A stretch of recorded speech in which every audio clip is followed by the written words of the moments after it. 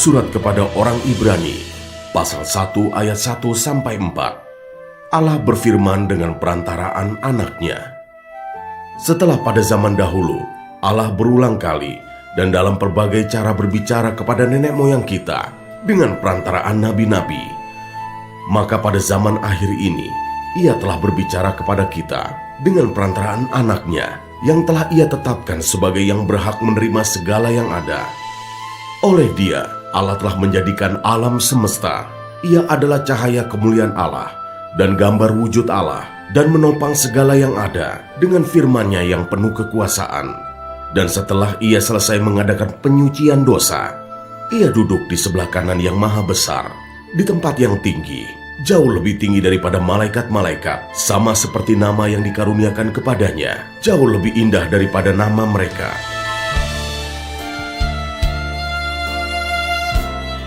Ayat 5-14.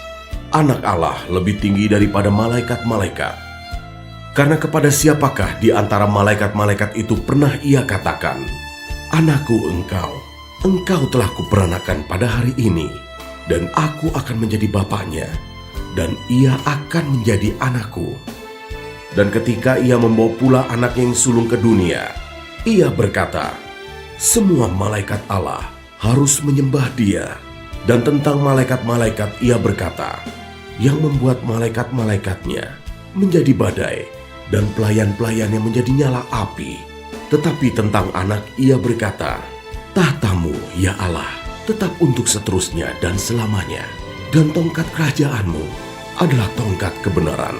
Engkau mencintai keadilan dan membenci kefasikan. Sebab itu Allahmu telah mengurapi engkau dengan minyak sebagai tanda kesukaan, melebihi teman-teman sekutumu. Dan pada mulanya, ya Tuhan, Engkau telah meletakkan dasar bumi, dan langit adalah buatan tangan-Mu. Semuanya itu akan binasa, tetapi Engkau tetap ada, dan semuanya itu akan menjadi usang seperti pakaian. Seperti jubah akan Engkau gulungkan mereka, dan seperti persalinan mereka akan diubah. Tetapi Engkau tetap sama, dan tahun-tahun-Mu tidak berkesudahan. Dan kepada siapakah di antara malaikat itu pernah Ia berkata, 'Duduklah di sebelah kananku, sampai kubuat musuh-musuhmu menjadi tumpuan kakimu'? Bukankah mereka semua adalah roh-roh yang melayani, yang diutus untuk melayani mereka yang harus memperoleh keselamatan?"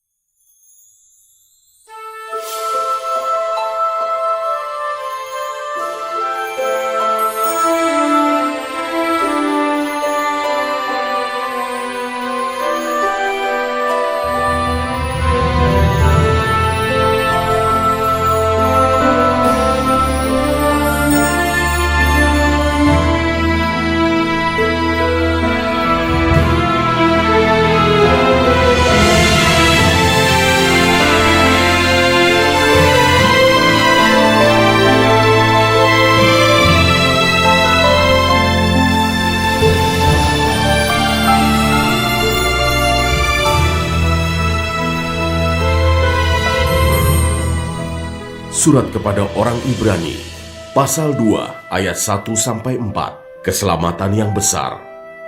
Karena itu harus lebih teliti kita memperhatikan apa yang telah kita dengar, supaya kita jangan hanyut di bawah arus. Sebab kalau firman yang dikatakan dengan perantaraan malaikat-malaikat tetap berlaku, dan setiap pelanggaran dan ketidaktaatan mendapat balasan yang setimpal, bagaimanakah kita akan luput jikalau kita menyia-nyiakan keselamatan yang sebesar itu, yang mula-mula diberitakan oleh Tuhan dan oleh mereka yang telah mendengarnya kepada kita dengan cara yang dapat dipercayai, sedangkan Allah meneguhkan kesaksian mereka oleh tanda-tanda dan mujizat-mujizat, dan oleh berbagai-bagai pernyataan kekuasaan, dan karena Roh Kudus yang dibagi-bagikannya menurut kehendaknya.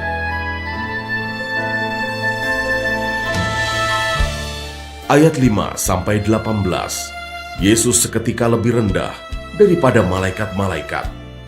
Sebab bukan kepada malaikat-malaikat telah ia taklukkan dunia yang akan datang.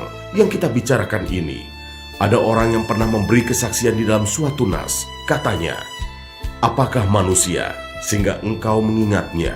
Atau anak manusia sehingga engkau mengindahkannya? Namun engkau telah membuatnya untuk waktu yang singkat, sedikit lebih rendah daripada malaikat-malaikat, dan telah memahkotainya dengan kemuliaan dan hormat. Segala sesuatu telah engkau taklukkan di bawah kakinya. Sebab dalam menaklukkan segala sesuatu kepadanya, tidak ada sesuatu pun yang ia kecualikan, yang tidak takluk kepadanya. Tetapi sekarang ini belum kita lihat bahwa segala sesuatu telah ditaklukkan kepadanya. Tetapi dia, yang untuk waktu yang singkat, dibuat sedikit lebih rendah daripada malaikat-malaikat, yaitu Yesus. Kita lihat yang oleh karena penderitaan maut dimahkotai dengan kemuliaan dan hormat, supaya oleh kasih karunia Allah, ia mengalami maut bagi semua manusia. Sebab memang sesuai dengan keadaan Allah, yang baginya dan olehnya segala sesuatu dijadikan, yaitu Allah yang membawa banyak orang kepada kemuliaan, juga menyempurnakan Yesus yang memimpin mereka kepada keselamatan dengan penderitaan. Sebab ia yang menguduskan dan mereka yang dikuduskan, mereka semua berasal dari satu. Itulah sebabnya ia tidak malu menyebut mereka saudara. Katanya, aku akan memberitakan namamu kepada saudara-saudaraku dan memuji-muji engkau di tengah-tengah jemaat. Dan lagi, aku akan menaruh kepercayaan kepadanya. Dan lagi, sesungguhnya inilah aku dan anak-anak yang telah diberikan Allah kepadaku.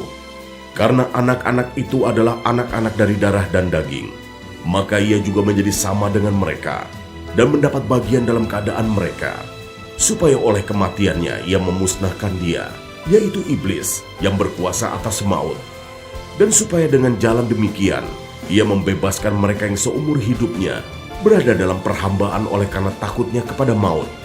Sebab sesungguhnya bukan malaikat-malaikat yang ia kasihani, tetapi keturunan Abraham yang ia kasihani. Itulah sebabnya, maka dalam segala hal ia harus disamakan dengan saudara-saudaranya, supaya ia menjadi imam besar yang menaruh belas kasihan dan yang setia kepada Allah untuk mendamaikan dosa seluruh bangsa. Sebab oleh karena ia sendiri telah menderita karena pencobaan, maka ia dapat menolong mereka yang dicobai.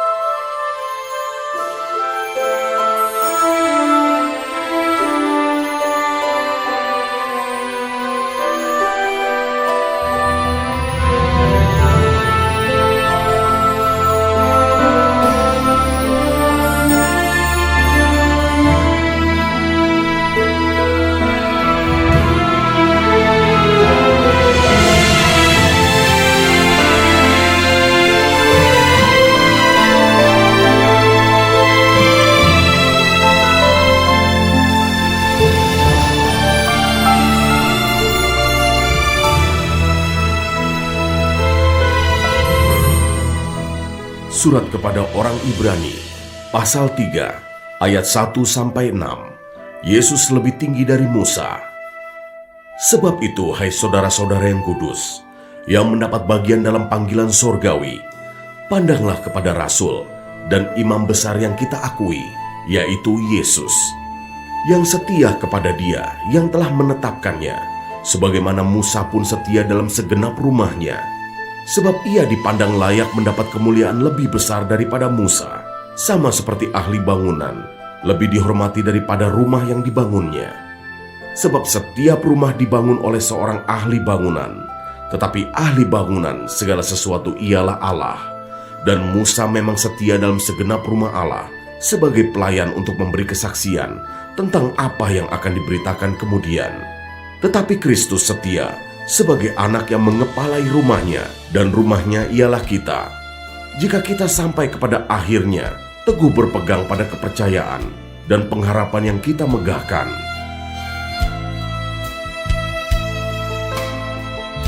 ayat 7-19, binasa karena murtad.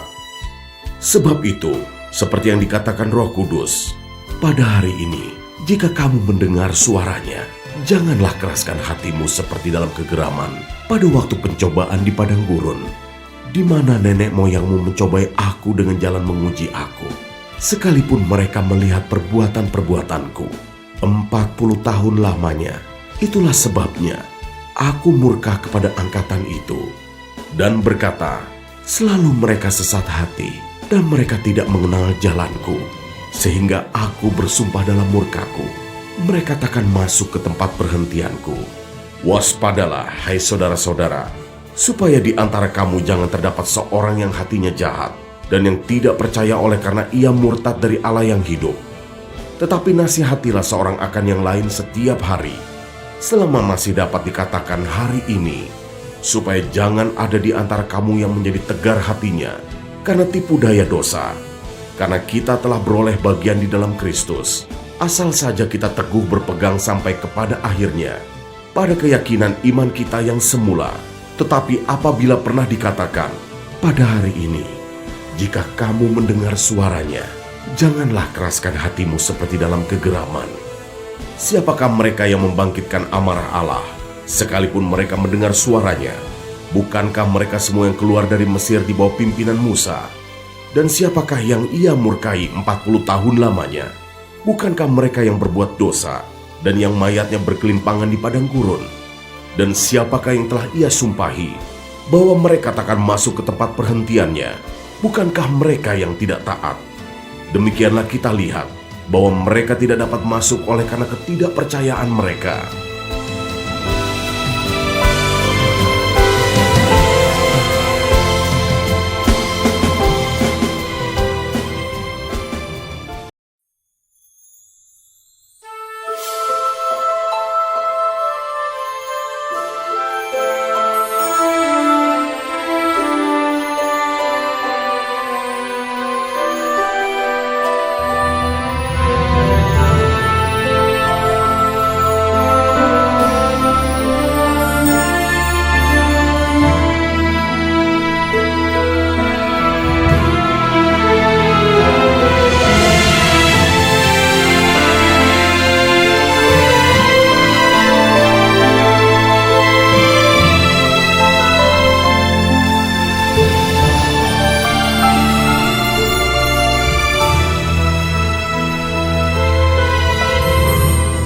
Surat kepada orang Ibrani, pasal 4, ayat 1-13.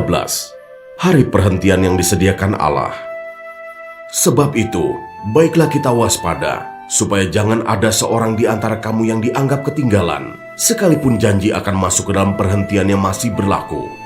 Karena kepada kita diberitakan juga kabar kesukaan, sama seperti kepada mereka. Tetapi firman pemberitaan itu tidak berguna bagi mereka, karena tidak bertumbuh bersama-sama oleh iman dengan mereka yang mendengarnya. Sebab kita yang beriman akan masuk ke tempat perhentian seperti yang ia katakan, sehingga aku bersumpah dalam murkaku, mereka takkan masuk ke tempat perhentianku, sekalipun pekerjaannya sudah selesai sejak dunia dijadikan.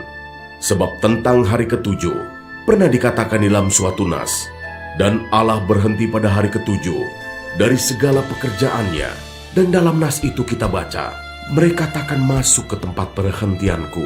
Jadi sudah jelas bahwa ada sejumlah orang akan masuk ke tempat perhentian itu, sedangkan mereka yang kepadanya lebih dahulu diberitakan kabar kesukaan itu tidak masuk karena ketidaktaatan mereka.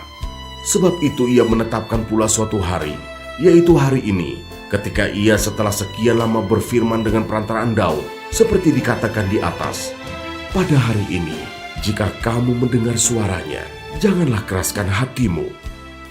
Sebab, andai kata Yosua telah membawa mereka masuk ke tempat perhentian, pasti Allah tidak akan berkata-kata kemudian tentang suatu hari lain. Jadi masih tersedia suatu hari perhentian, hari ketujuh bagi umat Allah. Sebab barang siapa telah masuk ke tempat perhentiannya, ia sendiri telah berhenti dari segala pekerjaannya, sama seperti Allah berhenti dari pekerjaannya.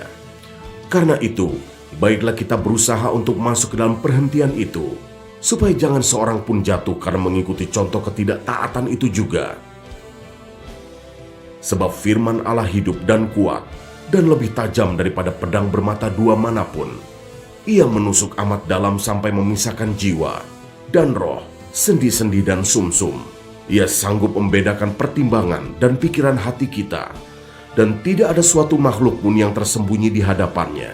Sebab segala sesuatu telanjang dan terbuka di depan mata Dia, yang kepadanya kita harus memberikan pertanggungan jawab.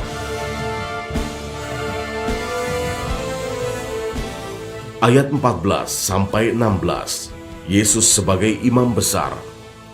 Karena kita sekarang mempunyai imam besar agung yang telah melintasi semua langit, yaitu Yesus, Anak Allah, baiklah kita teguh berpegang pada pengakuan iman kita. Sebab imam besar yang kita punya bukanlah imam besar yang tidak dapat turut merasakan kelemahan-kelemahan kita. Sebaliknya sama dengan kita, ia telah dicobai, hanya tidak berbuat dosa. Sebab itu, marilah kita dengan penuh keberanian menghampiri takhta kasih karunia, supaya kita menerima rahmat dan menemukan kasih karunia untuk mendapat pertolongan kita pada waktunya.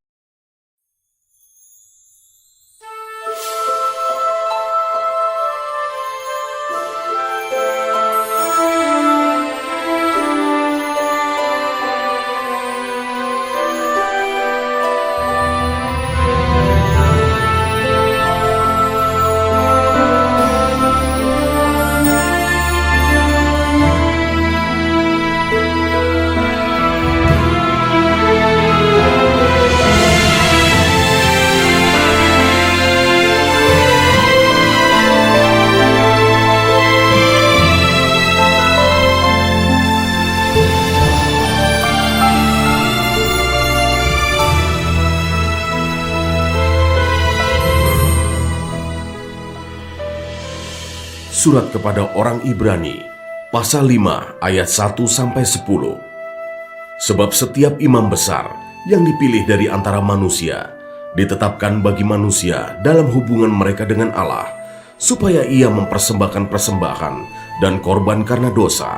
Ia harus dapat mengerti orang-orang yang jahil dan orang-orang yang sesat, karena ia sendiri penuh dengan kelemahan, yang mengharuskannya untuk mempersembahkan korban karena dosa, bukan saja bagi umat, tetapi juga bagi dirinya sendiri. Dan tidak seorang pun yang mengambil kehormatan itu bagi dirinya sendiri, tetapi dipanggil untuk itu oleh Allah, seperti yang telah terjadi dengan Harun. Demikian pula Kristus tidak memuliakan dirinya sendiri dengan menjadi imam besar, tetapi dimuliakan oleh Dia yang berfirman kepadanya, "Anakku, engkau telah kuperanakan pada hari ini." Sebagaimana firman-Nya dalam suatu nas lain, "Engkau adalah imam untuk selama-lamanya, menurut peraturan Melkisedek."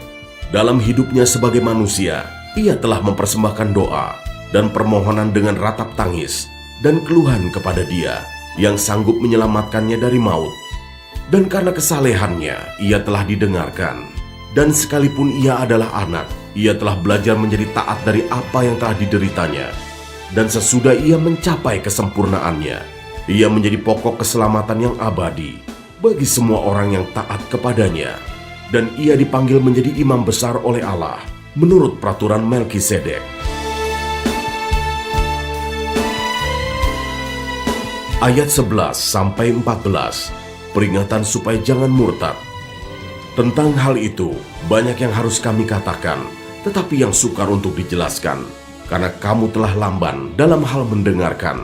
Sebab sekalipun kamu ditinjau dari sudut waktu, sudah seharusnya menjadi pengajar. Kamu masih perlu lagi diajarkan asas-asas pokok dari pernyataan Allah, dan kamu masih memerlukan susu, bukan makanan keras. Sebab barang siapa masih memerlukan susu, ia tidak memahami ajaran tentang kebenaran, sebab ia adalah anak kecil. Tetapi makanan keras adalah untuk orang-orang dewasa, yang karena mempunyai panca indera yang terlatih untuk membedakan yang baik daripada yang jahat.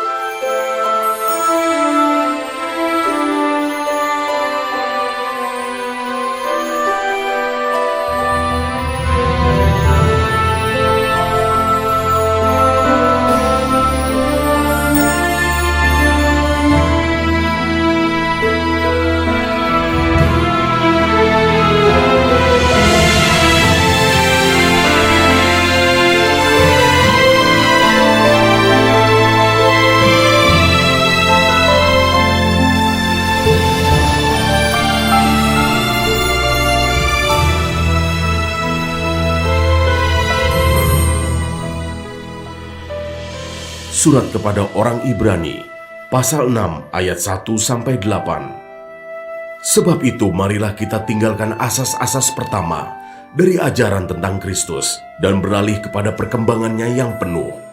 Janganlah kita meletakkan lagi dasar pertobatan dari perbuatan-perbuatan yang sia-sia dan dasar kepercayaan kepada Allah, yaitu ajaran tentang pelbagai pembaptisan, penumpangan tangan, kebangkitan orang-orang mati, dan hukuman kekal. Dan itulah yang akan kita perbuat jika Allah mengizinkannya, sebab mereka yang pernah diterangi hatinya, yang pernah mengecap karunia sorgawi, dan yang pernah mendapat bagian dalam Roh Kudus, dan yang mengecap firman yang baik dari Allah, dan karunia-karunia dunia yang akan datang, namun yang murtad lagi, tidak mungkin dibaharui sekali lagi sedemikian, hingga mereka bertobat, sebab mereka menyalibkan lagi anak Allah bagi diri mereka, dan menghinanya di muka umum. Sebab tanah yang menghisap air hujan yang sering turun ke atasnya, dan yang menghasilkan tumbuh-tumbuhan yang berguna bagi mereka yang mengerjakannya, menerima berkat dari Allah. Tetapi jikalau tanah itu menghasilkan semak duri dan rumput duri, tidaklah ia berguna dan sudah dekat pada kutuk yang berakhir dengan pembakaran.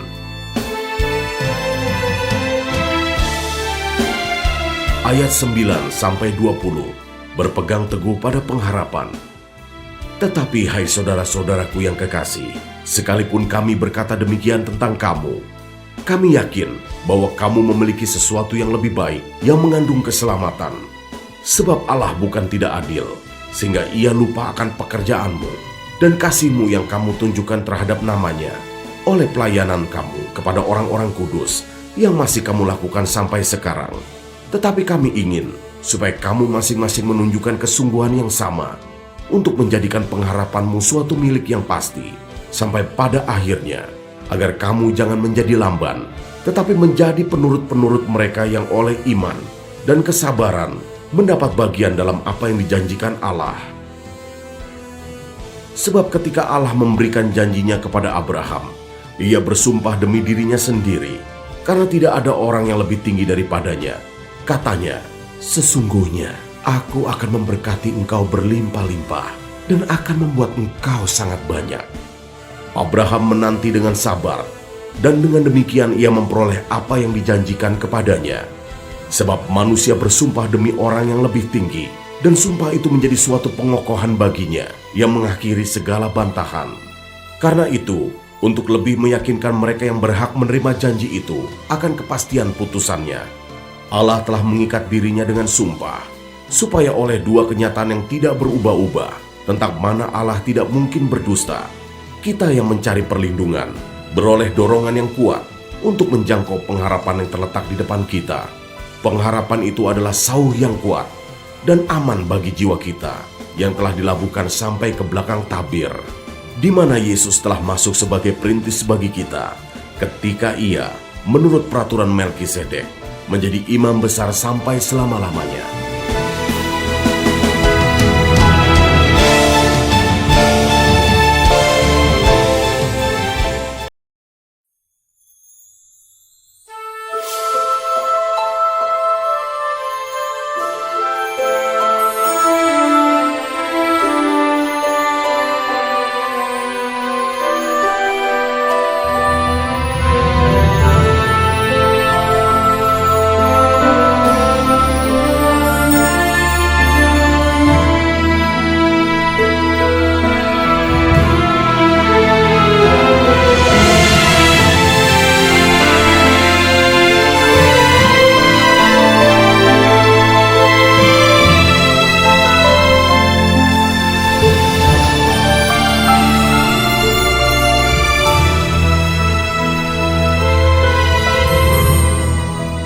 Surat kepada orang Ibrani, pasal 7 ayat 1-10.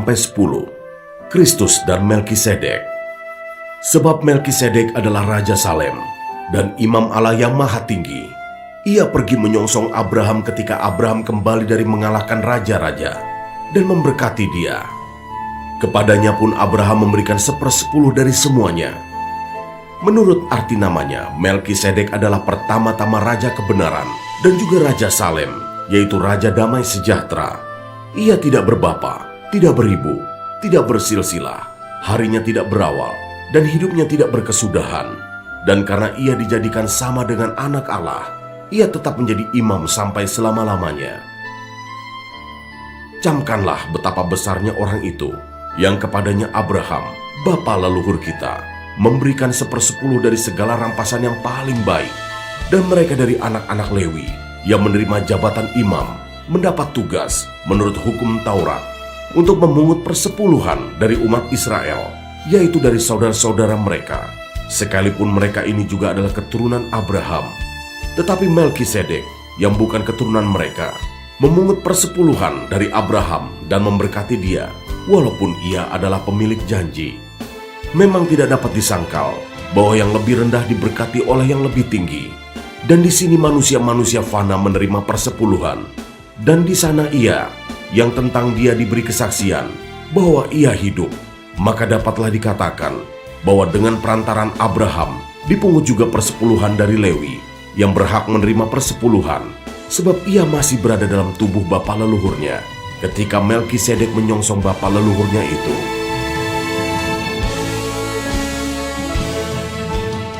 Ayat 11-28. Kristus adalah imam yang lebih tinggi daripada Harun. Karena itu, andai kata oleh imamat Lewi telah tercapai kesempurnaan, sebab karena imamat itu, umat Israel telah menerima Taurat. Apakah sebabnya masih perlu seorang lain ditetapkan menjadi imam besar menurut peraturan Melkisedek, dan yang tentang dia tidak dikatakan menurut peraturan Harun? Sebab jikalau imamat berubah, dengan sendirinya akan berubah pula hukum Taurat itu. Sebab ia yang dimaksudkan di sini termasuk suku lain. Dari suku ini tidak ada seorang pun yang pernah melayani di Mesbah. Sebab telah diketahui semua orang bahwa Tuhan kita berasal dari suku Yehuda. Dan mengenai suku itu, Musa tidak pernah mengatakan suatu apapun tentang imam-imam. Dan hal itu jauh lebih nyata lagi jikalau ditetapkan seorang imam lain menurut cara Melkisedek, yang menjadi imam bukan berdasarkan peraturan-peraturan manusia, tetapi berdasarkan hidup yang tidak dapat binasa. Sebab tentang dia diberi kesaksian, engkau adalah imam untuk selama-lamanya, menurut peraturan Melkisedek. Memang suatu hukum yang dikeluarkan dahulu dibatalkan, kalau hukum itu tidak mempunyai kekuatan, dan karena itu tidak berguna. Sebab hukum Taurat sama sekali tidak membawa kesempurnaan, tetapi sekarang ditimbulkan pengharapan yang lebih baik, yang mendekatkan kita kepada Allah. Dan sama seperti hal ini tidak terjadi tanpa sumpah. Memang mereka telah menjadi imam tanpa sumpah, tetapi ia dengan sumpah diucapkan oleh dia yang berfirman kepadanya, Tuhan telah bersumpah, dan ia tidak akan menyesal, engkau adalah imam untuk selama-lamanya.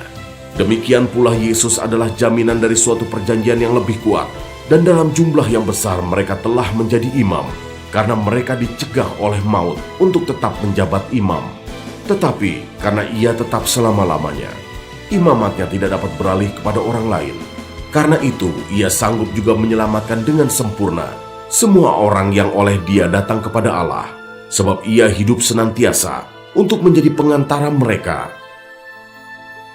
Sebab imam besar yang demikianlah yang kita perlukan, yaitu yang saleh, tanpa salah, tanpa noda, yang terpisah dari orang-orang berdosa, dan lebih tinggi daripada tingkat-tingkat sorga, yang tidak seperti imam-imam besar lain, yang setiap hari harus mempersembahkan korban untuk dosanya sendiri, dan sesudah itu barulah untuk dosa umatnya, sebab hal itu telah dilakukannya satu kali untuk selama-lamanya, ketika ia mempersembahkan dirinya sendiri sebagai korban. Sebab hukum Taurat menetapkan orang-orang yang diliputi kelemahan menjadi imam besar, tetapi sumpah yang diucapkan kemudian daripada hukum Taurat menetapkan anak yang telah menjadi sempurna sampai selama-lamanya.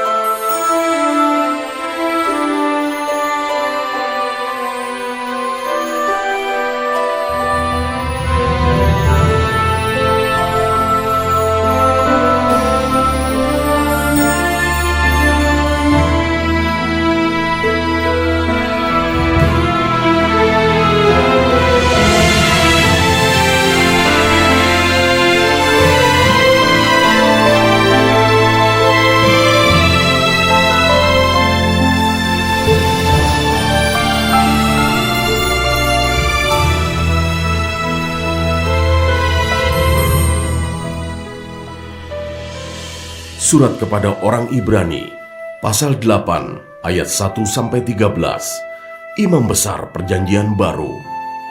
Inti segala yang kita bicarakan itu ialah, kita mempunyai imam besar yang demikian, yang duduk di sebelah kanan tahta yang maha besar di sorga, dan yang melayani ibadah di tempat kudus, yaitu di dalam kemah sejati, yang didirikan oleh Tuhan, dan bukan oleh manusia. Sebab setiap imam besar ditetapkan untuk mempersembahkan korban dan persembahan, dan karena itu Yesus perlu mempunyai sesuatu untuk dipersembahkan. Sekiranya ia di bumi ini, ia sama sekali tidak akan menjadi imam, karena di sini telah ada orang-orang yang mempersembahkan persembahan menurut hukum Taurat. Pelayanan mereka adalah gambaran dan bayangan dari apa yang ada di sorga, sama seperti yang diberitahukan kepada Musa ketika ia hendak mendirikan kemah. Ingatlah, demikian firman-Nya, bahwa engkau membuat semuanya itu menurut contoh yang telah ditunjukkan kepadamu di atas gunung itu. Tetapi sekarang ia telah mendapat suatu pelayanan yang jauh lebih agung, karena ia menjadi pengantara dari perjanjian yang lebih mulia, yang didasarkan atas janji yang lebih tinggi. Sebab, sekiranya perjanjian yang pertama itu tidak bercacat, tidak akan dicari lagi tempat untuk yang kedua, sebab ia menegur mereka ketika ia berkata, sesungguhnya akan datang waktunya, demikianlah firman Tuhan, Aku akan mengadakan perjanjian baru dengan kaum Israel dan dengan kaum Yehuda, bukan seperti perjanjian yang telah kuadakan dengan nenek moyang mereka. Pada waktu aku memegang tangan mereka untuk membawa mereka keluar dari tanah Mesir, sebab mereka tidak setia kepada perjanjianku, dan aku menolak mereka. Demikianlah firman Tuhan. Maka inilah perjanjian yang kuadakan dengan kaum Israel. Sesudah waktu itu, demikianlah firman Tuhan, aku akan menaruh hukumku dalam akal budi mereka, dan menuliskannya dalam hati mereka. Maka aku akan menjadi Allah mereka, dan mereka akan menjadi umatku. Dan mereka tidak akan mengajar lagi sesama warganya, atau sesama saudaranya dengan mengatakan, kenalah Tuhan, sebab mereka semua, besar kecil, akan mengenal aku. Sebab aku akan menaruh belas kasihan terhadap kesalahan mereka, dan tidak lagi mengingat dosa-dosa mereka. Oleh karena ia berkata-kata tentang perjanjian yang baru, ia menyatakan yang pertama sebagai perjanjian yang telah menjadi tua, dan apa yang telah menjadi tua dan usang telah dekat kepada kemusnahannya.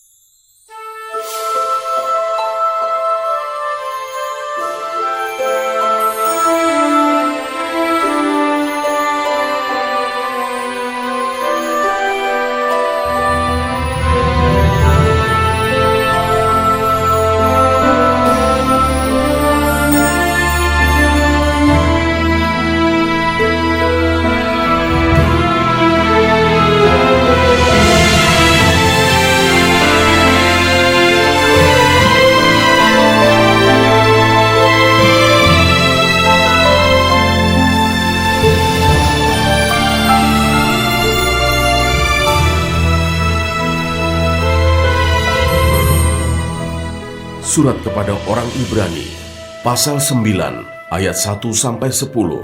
Tempat kudus di bumi dan di sorga. Memang perjanjian yang pertama juga mempunyai peraturan-peraturan untuk ibadah dan untuk tempat kudus buatan tangan manusia. Sebab ada dipersiapkan suatu kemah, yaitu bagian yang paling depan, dan di situ terdapat kaki dian dan meja dengan roti sajian. Bagian ini disebut tempat yang kudus. Di belakang tirai yang kedua, terdapat suatu kemah lagi yang disebut tempat yang maha kudus. Di situ terdapat mezbah pembakaran ukupan dari emas dan tabut perjanjian yang seluruhnya disalut dengan emas. Di dalam tabut perjanjian itu tersimpan buli-buli emas berisi mana, tongkat Harun yang pernah bertunas, dan loh-loh batu yang bertuliskan perjanjian. Dan di atasnya kedua kerup kemuliaan yang menaungi tutup pendamaian. Tetapi hal ini tidak dapat kita bicarakan sekarang secara terperinci.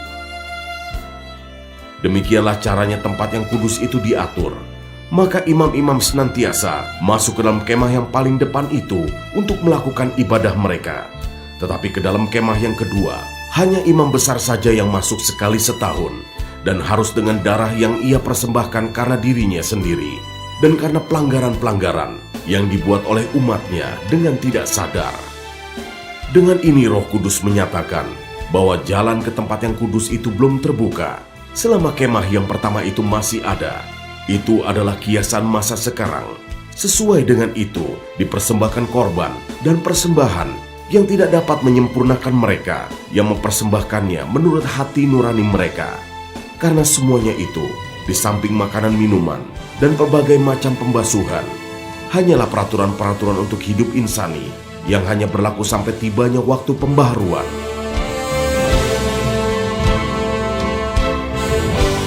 Ayat 11-28, Kristus adalah pengantara dari perjanjian yang baru. Tetapi Kristus telah datang sebagai imam besar untuk hal-hal yang baik yang akan datang.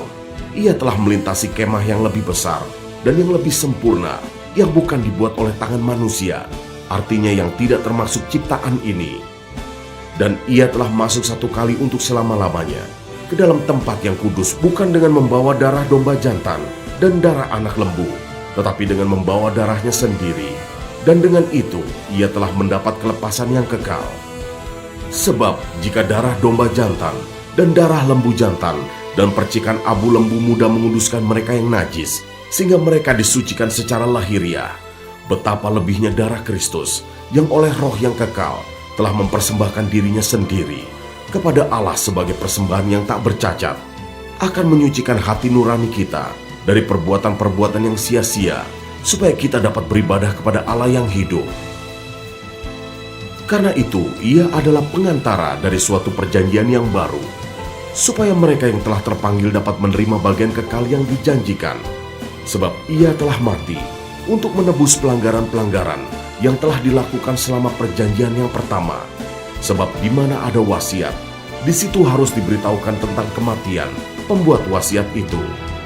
Karena suatu wasiat barulah sah kalau pembuat wasiat itu telah mati, sebab ia tidak berlaku selama pembuat wasiat itu masih hidup. Itulah sebabnya, maka perjanjian yang pertama tidak disahkan tanpa darah, sebab sesudah Musa memberitahukan semua perintah hukum Taurat kepada seluruh umat, ia mengambil darah anak lembu dan darah domba jantan, serta air dan bulu merah dan hisop, lalu memerciki kitab itu sendiri dan seluruh umat, sambil berkata, "Inilah darah perjanjian yang ditetapkan Allah bagi kamu." Dan juga kemah dan semua alat untuk ibadah dipercikinya secara demikian dengan darah. Dan hampir segala sesuatu disucikan menurut hukum Taurat dengan darah. Dan tanpa penumpahan darah tidak ada pengampunan. Jadi segala sesuatu yang melambangkan apa yang ada di sorga haruslah ditahirkan secara demikian. Tetapi benda-benda sorgawi sendiri oleh persembahan-persembahan yang lebih baik daripada itu. Sebab Kristus bukan masuk ke dalam tempat kudus buatan tangan manusia, yang hanya merupakan gambaran saja dari yang sebenarnya, tetapi ke dalam sorga sendiri untuk menghadap hadirat Allah guna kepentingan kita. Dan ia bukan masuk untuk berulang-ulang mempersembahkan dirinya sendiri, sebagaimana imam besar setiap tahun masuk ke dalam tempat kudus dengan darah yang bukan darahnya sendiri. Sebab jika demikian, ia harus berulang-ulang menderita sejak dunia ini dijadikan. Tetapi sekarang ia hanya satu kali saja menyatakan dirinya pada zaman akhir untuk menghapuskan dosa oleh korbannya. Dan sama seperti manusia, ditetapkan untuk mati hanya satu kali saja, dan sesudah itu dihakimi. Demikian pula Kristus hanya satu kali saja mengorbankan dirinya untuk menanggung dosa banyak orang. Sesudah itu ia akan menyatakan dirinya sekali lagi tanpa menanggung dosa untuk menganugerahkan keselamatan kepada mereka yang menantikan Dia.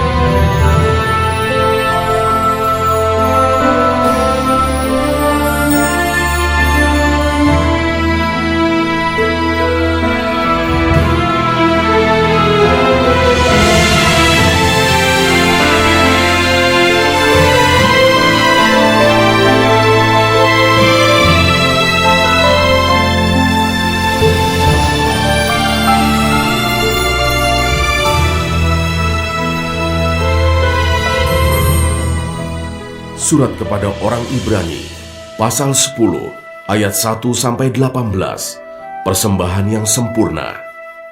Di dalam hukum Taurat, hanya terdapat bayangan saja dari keselamatan yang akan datang, dan bukan hakikat dari keselamatan itu sendiri. Karena itu dengan korban yang sama, yang setiap tahun terus-menerus dipersembahkan, hukum Taurat tidak mungkin menyempurnakan mereka yang datang mengambil bagian di dalamnya. Sebab jika hal itu mungkin, pasti orang tidak mempersembahkan korban lagi. Sebab mereka yang melakukan ibadah itu tidak sadar lagi akan dosa setelah disucikan sekali untuk selama-lamanya. Tetapi justru oleh korban-korban itu, setiap tahun orang diperingatkan akan adanya dosa. Sebab tidak mungkin darah lembu jantan atau darah domba jantan menghapuskan dosa. Karena itu, ketika ia masuk ke dunia, ia berkata, "Korban dan persembahan tidak engkau kehendaki, tetapi engkau telah menyediakan tubuh bagiku. Kepada korban bakaran dan korban penghapus dosa, engkau tidak berkenan." Lalu aku berkata, "Sungguh, aku datang, dalam gulungan kitab ada tertulis tentang aku, untuk melakukan kehendak-Mu, ya Allahku." Di atas ia berkata, "Korban dan persembahan, korban bakaran, dan korban penghapus dosa tidak engkau kehendaki dan engkau tidak berkenan kepadanya." Meskipun dipersembahkan menurut hukum Taurat, dan kemudian katanya, "Sungguh, aku datang untuk melakukan kehendak-Mu." Yang pertama ia hapuskan, supaya menegakkan yang kedua, dan karena kehendaknya inilah, kita telah dikuduskan satu kali untuk selama-lamanya, oleh persembahan tubuh Yesus Kristus. Selanjutnya setiap imam melakukan tiap-tiap hari pelayanannya dan berulang-ulang mempersembahkan korban yang sama sekali tidak dapat menghapuskan dosa. Tetapi ia, setelah mempersembahkan hanya satu korban saja karena dosa, ia duduk untuk selama-lamanya di sebelah kanan Allah. Dan sekarang ia hanya menantikan saatnya di mana musuh-musuhnya akan dijadikan tumpuan kakinya.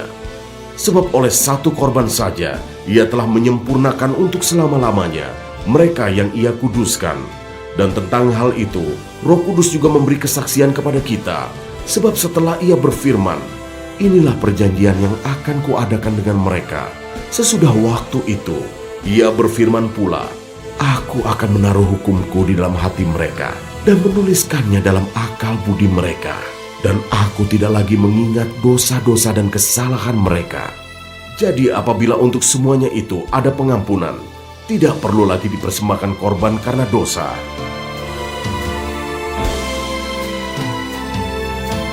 Ayat 19-39, ketekunan. Jadi, saudara-saudara, oleh darah Yesus kita sekarang penuh keberanian dapat masuk ke dalam tempat kudus, karena ia telah membuka jalan yang baru dan yang hidup bagi kita melalui tabir, yaitu dirinya sendiri. Dan kita mempunyai seorang imam besar sebagai kepala rumah Allah. Karena itu marilah kita menghadap Allah dengan hati yang tulus ikhlas dan keyakinan iman yang teguh. Oleh karena hati kita telah dibersihkan dari hati nurani yang jahat, dan tubuh kita telah dibasuh dengan air yang murni. Marilah kita teguh berpegang pada pengakuan tentang pengharapan kita, sebab Ia yang menjanjikannya setia. Dan marilah kita saling memperhatikan supaya kita saling mendorong dalam kasih dan dalam pekerjaan baik. Janganlah kita menjauhkan diri dari pertemuan-pertemuan ibadah kita, seperti dibiasakan oleh beberapa orang. Tetapi marilah kita saling menasihati, dan semakin giat melakukannya menjelang hari Tuhan yang mendekat.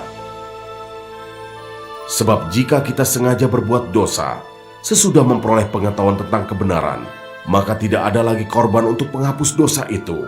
Tetapi yang ada ialah kematian yang mengerikan akan penghakiman, dan api yang dahsyat yang akan menghanguskan semua orang durhaka. Jika ada orang yang menolak hukum Musa, ia dihukum mati tanpa belas kasihan atas keterangan 2 atau 3 orang saksi. Betapa lebih beratnya hukuman yang harus dijatuhkan atas dia yang menginjak-injak anak Allah, yang menganggap najis darah perjanjian yang menguduskannya, dan yang menghina roh kasih karunia. Sebab kita mengenal Dia yang berkata, "Pembalasan adalah Aku, Akulah yang akan menuntut pembalasan." Dan lagi, Tuhan akan menghakimi umat-Nya. Ngeri benar kalau jatuh ke dalam tangan Allah yang hidup. Ingatlah akan masa yang lalu, sesudah kamu menerima terang. Kamu banyak menderita oleh karena kamu bertahan dalam perjuangan yang berat. Baik waktu kamu dijadikan tontonan oleh cercaan dan penderitaan, maupun waktu kamu mengambil bagian dalam penderitaan mereka yang diperlakukan sedemikian. Memang kamu telah turut mengambil bagian dalam penderitaan orang-orang hukuman, dan ketika harta kamu dirampas, kamu menerima hal itu dengan sukacita, sebab kamu tahu bahwa kamu memiliki harta yang lebih baik dan yang lebih menetap sifatnya. Sebab itu, janganlah kamu melepaskan kepercayaanmu, karena besar upah yang menantinya. Sebab kamu memerlukan ketekunan, supaya sesudah kamu melakukan kehendak Allah, kamu memperoleh apa yang dijanjikan itu. Sebab sedikit, bahkan sangat sedikit waktu lagi, dan Ia yang akan datang sudah akan ada, tanpa menangguhkan kedatangannya. Tetapi orangku yang benar akan hidup oleh iman, dan apabila ia mengundurkan diri, maka aku tidak berkenan kepadanya. Tetapi kita bukanlah orang-orang yang mengundurkan diri dan binasa, tetapi orang-orang yang percaya dan yang beroleh hidup.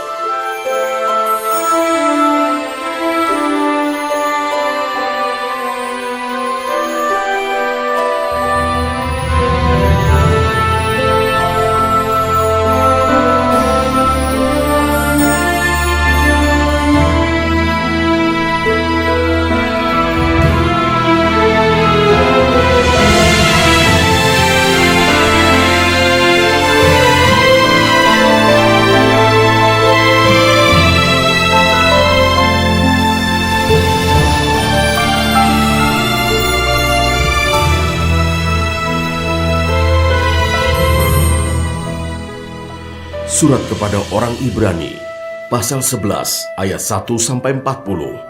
Saksi-saksi iman. Iman adalah dasar dari segala sesuatu yang kita harapkan dan bukti dari segala sesuatu yang tidak kita lihat. Sebab oleh imanlah telah diberikan kesaksian kepada nenek moyang kita. Karena iman kita mengerti bahwa alam semesta telah dijadikan oleh firman Allah, sehingga apa yang kita lihat telah terjadi dari apa yang tidak dapat kita lihat. Karena iman, Habel telah mempersembahkan kepada Allah korban yang lebih baik daripada korban Kain. Dengan jalan itu, ia memperoleh kesaksian kepadanya bahwa ia benar, karena Allah berkenan akan persembahannya itu, dan karena iman ia masih berbicara sesudah ia mati. Karena iman Henokh terangkat, supaya ia tidak mengalami kematian, dan ia tidak ditemukan, karena Allah telah mengangkatnya. Sebab sebelum ia terangkat, ia memperoleh kesaksian bahwa ia berkenan kepada Allah. Tetapi tanpa iman tidak mungkin orang berkenan kepada Allah. Sebab barang siapa berpaling kepada Allah, ia harus percaya bahwa Allah ada, dan bahwa Allah memberi upah kepada orang yang sungguh-sungguh mencari Dia. Karena iman, maka Nuh dengan petunjuk Allah tentang sesuatu yang belum kelihatan, dengan taat mempersiapkan bahtera untuk menyelamatkan keluarganya. Dan karena iman itu, ia menghukum dunia, dan ia ditentukan untuk menerima kebenaran sesuai dengan imannya. Karena iman Abraham taat ketika ia dipanggil untuk berangkat ke negeri yang akan diterimanya menjadi milik pusakanya. Lalu ia berangkat dengan tidak mengetahui tempat yang ia tujui. Karena iman ia diam di tanah yang dijanjikan itu seolah-olah di suatu tanah asing. Dan di situ ia tinggal di kemah dengan Ishak dan Yakub, yang turut menjadi ahli waris janji yang satu itu. Sebab ia menanti-nantikan kota yang mempunyai dasar, yang direncanakan dan dibangun oleh Allah. Karena iman ia juga dan Sarah beroleh kekuatan untuk menurunkan anak cucu, walaupun usianya sudah lewat. Karena ia menganggap Dia yang memberikan janji itu setia.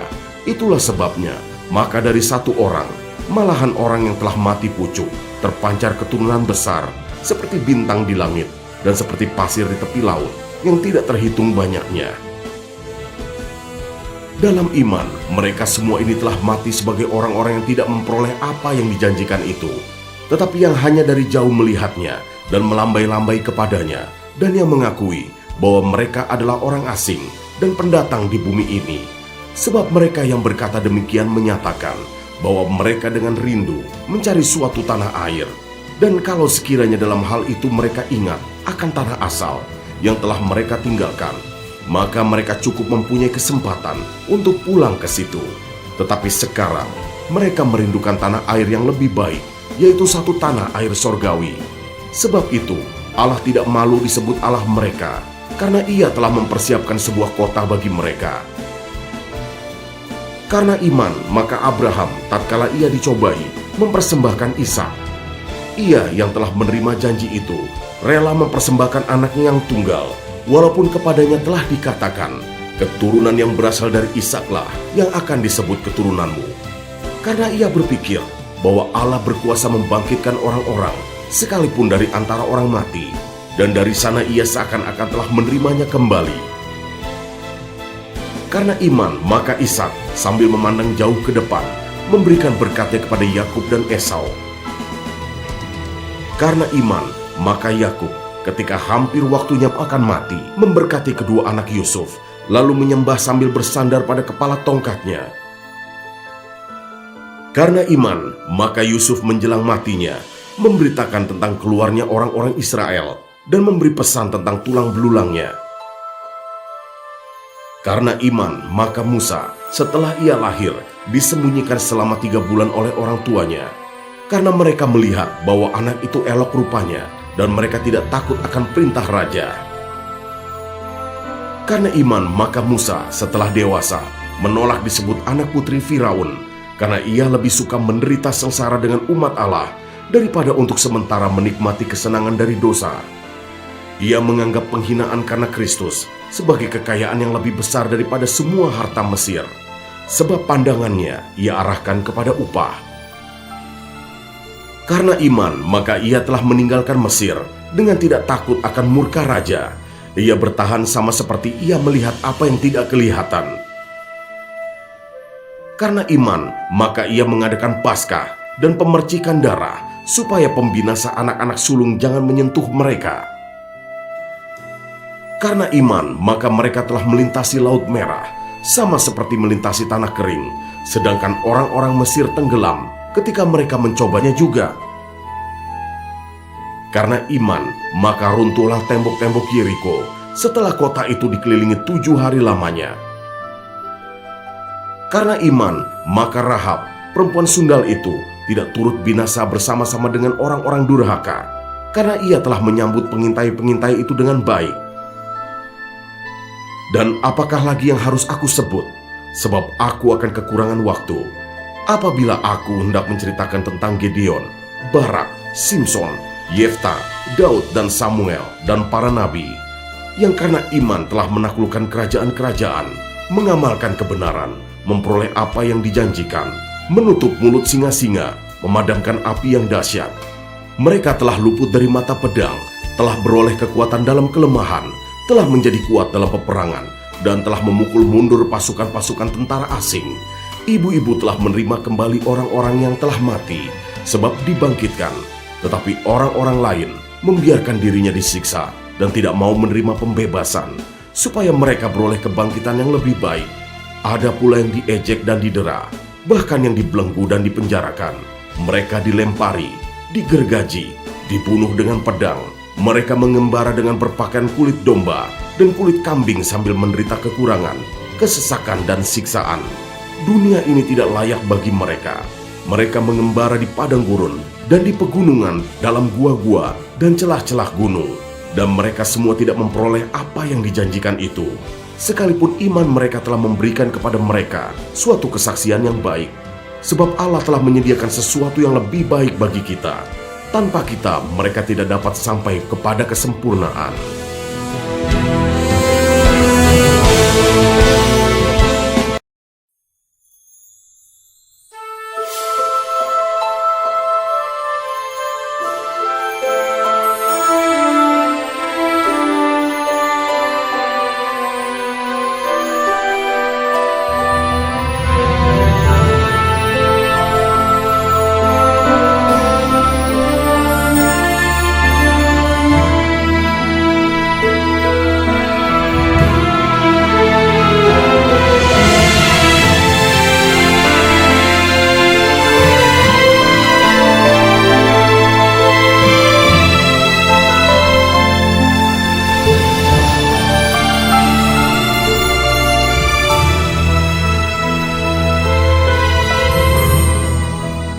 Surat kepada orang Ibrani, pasal 12 ayat 1-17. Nasihat supaya bertekun dalam iman. Karena kita mempunyai banyak saksi, bagaikan awan yang mengelilingi kita, marilah kita menanggalkan semua beban dan dosa yang begitu merintangi kita, dan berlomba dengan tekun dalam perlombaan yang diwajibkan bagi kita. Marilah kita melakukannya dengan mata yang tertuju kepada Yesus, yang memimpin kita dalam iman, dan yang membawa iman kita itu kepada kesempurnaan, yang dengan mengabaikan kehinaan, tekun memikul salib, ganti sukacita yang disediakan bagi Dia, yang sekarang duduk di sebelah kanan tahta Allah. Ingatlah selalu akan Dia, yang tekun menanggung bantahan yang sehebat itu terhadap dirinya, dari pihak orang-orang berdosa, supaya jangan kamu menjadi lemah dan putus asa. Dalam pergumulan kamu melawan dosa, kamu belum sampai mencucurkan darah, dan sudah lupakah kamu akan nasihat yang berbicara kepada kamu, seperti kepada anak-anak?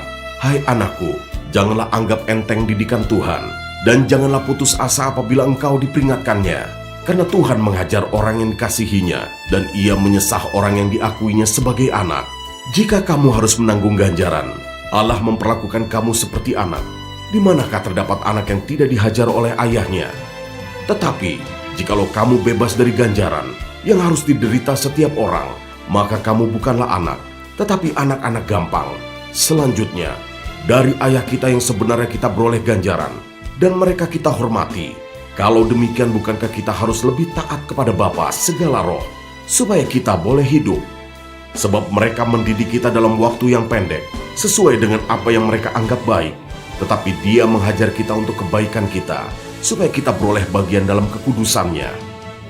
Memang tiap-tiap ganjaran pada waktu ia diberikan tidak mendatangkan sukacita, tetapi duka cita.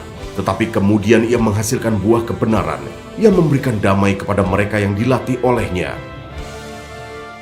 Sebab itu, kuatkanlah tangan yang lemah dan lutut yang goyah, dan luruskanlah jalan bagi kakimu, sehingga yang pincang jangan terpelecok, tetapi menjadi sembuh. Berusahalah hidup damai dengan semua orang, dan kejarlah kekudusan, sebab tanpa kekudusan, tidak seorang pun akan melihat Tuhan. Jagalah supaya jangan ada seorang pun menjauhkan diri dari kasih karunia Allah, agar jangan tumbuh akar yang pahit, yang menimbulkan kerusuhan, dan yang mencemarkan banyak orang. Janganlah ada orang yang menjadi cabul, atau yang mempunyai nafsu yang rendah seperti Esau, yang menjual hak kesulungannya untuk sepiring makanan.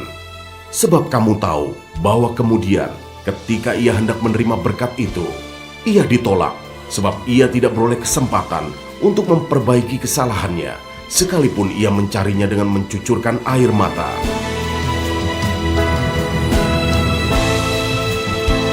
Ayat 18-29, tanggung jawab yang berat. Sebab kamu tidak datang kepada gunung yang dapat disentuh, dan api yang menyala-nyala, kepada kekelaman, kegelapan, dan angin badai, kepada bunyi sangkakala, dan bunyi suara yang membuat mereka yang mendengarnya memohon, supaya jangan lagi berbicara kepada mereka, sebab mereka tidak tahan mendengar perintah ini. Bahkan jika binatang pun yang menyentuh gunung, ia harus dilempari dengan batu. Dan sangat mengerikan pemandangan itu, sehingga Musa berkata, "Aku sangat ketakutan dan sangat gemetar." Tetapi kamu sudah datang ke Bukit Sion, ke kota Allah yang hidup, Yerusalem sorgawi, dan kepada beribu-ribu malaikat, suatu kumpulan yang meriah, dan kepada jemaat anak-anak sulung yang namanya terdaftar di sorga, dan kepada Allah yang menghakimi semua orang, dan kepada roh-roh orang-orang benar yang telah menjadi sempurna, dan kepada Yesus, pengantara perjanjian baru, dan kepada darah pemercikan yang berbicara lebih kuat daripada darah Habel. Jagalah supaya kamu jangan menolak Dia yang berfirman. Sebab jikalau mereka yang menolak Dia yang menyampaikan firman Allah di bumi tidak luput, apalagi kita, jika kita berpaling dari Dia yang berbicara dari sorga. Waktu itu suaranya menggoncangkan bumi, tetapi sekarang Ia memberikan janji, satu kali lagi Aku akan menggoncangkan bukan hanya bumi saja, melainkan langit juga. Ungkapan satu kali lagi menunjuk kepada perubahan pada apa yang dapat digoncangkan, karena Ia dijadikan supaya tinggal tetap apa yang tidak tergoncangkan. Jadi, karena kita menerima kerajaan yang tidak tergoncangkan, Marilah kita mengucap syukur dan beribadah kepada Allah menurut cara yang berkenan kepadanya dengan hormat dan takut, sebab Allah kita adalah api yang menghanguskan.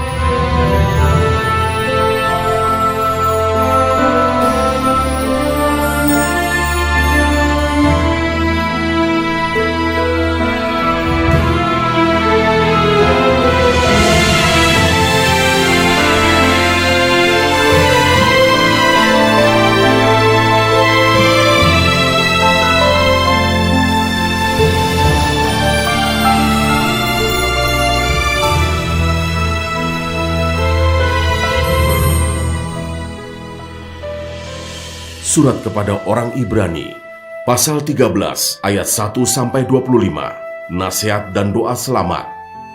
Peliharalah kasih persaudaraan.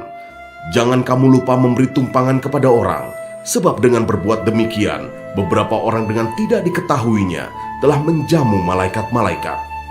Ingatlah akan orang-orang hukuman, karena kamu sendiri juga adalah orang-orang hukuman. Dan ingatlah akan orang-orang yang diperlakukan sewenang-wenang, karena kamu sendiri juga masih hidup di dunia ini.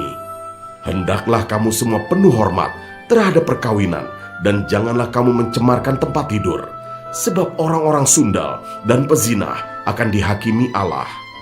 Janganlah kamu menjadi hamba uang, dan cukupkanlah dirimu dengan apa yang ada padamu, karena Allah telah berfirman, "Aku sekali-kali tidak akan membiarkan engkau, dan aku sekali-kali tidak akan meninggalkan engkau." Sebab itu dengan yakin kita dapat berkata, "Tuhan adalah penolongku, aku tidak akan takut. Apakah yang dapat dilakukan manusia terhadap aku?" Ingatlah akan pemimpin-pemimpin kamu yang telah menyampaikan firman Allah kepadamu. Perhatikanlah akhir hidup mereka, dan contohlah iman mereka. Yesus Kristus tetap sama, baik kemarin maupun hari ini, dan sampai selama-lamanya. Janganlah kamu disesatkan oleh berbagai-bagai ajaran asing, sebab yang baik ialah bahwa hati kamu diperkuat dengan kasih karunia, dan bukan dengan berbagai makanan yang tidak memberi faedah kepada mereka yang menuruti aturan-aturan makanan macam itu. Kita mempunyai suatu mezbah, dan orang-orang yang melayani kemah tidak boleh makan dari apa yang di dalamnya, karena tubuh binatang-binatang yang darahnya dibawa masuk ke tempat kudus oleh imam besar sebagai korban penghapus dosa dibakar di luar perkemahan. Itu jugalah sebabnya Yesus telah menderita di luar pintu gerbang untuk memunduskan umatnya dengan darahnya sendiri. Karena itu marilah kita pergi kepadanya di luar perkemahan dan menanggung kehinaannya. Sebab di sini kita tidak mempunyai tempat tinggal yang tetap, kita mencari kota yang akan datang. Sebab itu marilah kita oleh Dia senantiasa mempersembahkan korban syukur kepada Allah, yaitu ucapan bibir yang memuliakan namanya. Dan janganlah kamu lupa berbuat baik dan memberi bantuan, sebab korban-korban yang demikianlah yang berkenan kepada Allah. Taatilah pemimpin-pemimpinmu dan tunduklah kepada mereka, sebab mereka berjaga-jaga atas jiwamu, sebagai orang-orang yang harus bertanggung jawab atasnya. Dengan jalan itu, mereka akan melakukannya dengan gembira, bukan dengan keluh kesah, sebab hal itu tidak akan membawa keuntungan bagimu. Berdoalah terus untuk kami, sebab kami yakin bahwa hati nurani kami adalah baik, karena di dalam segala hal kami menginginkan suatu hidup yang baik. Dan secara khusus aku menasihatkan kamu, agar kamu melakukannya, supaya aku lebih lekas dikembalikan kepada kamu. Maka Allah damai sejahtera, yang oleh darah perjanjian yang kekal, telah membawa kembali dari antara orang mati, Gembala Agung segala domba, yaitu Yesus Tuhan kita, kiranya memperlengkapi kamu dengan segala yang baik, untuk melakukan kehendak-Nya, dan mengerjakan di dalam kita apa yang berkenan kepadanya, oleh Yesus Kristus. Bagi Dialah kemuliaan sampai selama-lamanya. Amin. Dan aku menasihatkan kamu, saudara-saudara, supaya kata-kata nasihat ini kamu sambut dengan rela hati, sekalipun pendek saja suratku ini kepada kamu. Ketahuilah bahwa Timotius saudara kita telah berangkat. Segera sesudah ia datang, aku akan mengunjungi kamu bersama-sama dengan dia. Sampaikanlah salam kepada semua pemimpin kamu dan semua orang kudus. Terimalah salam dari saudara-saudara di Italia. Kasih karunia menyertai kamu sekalian.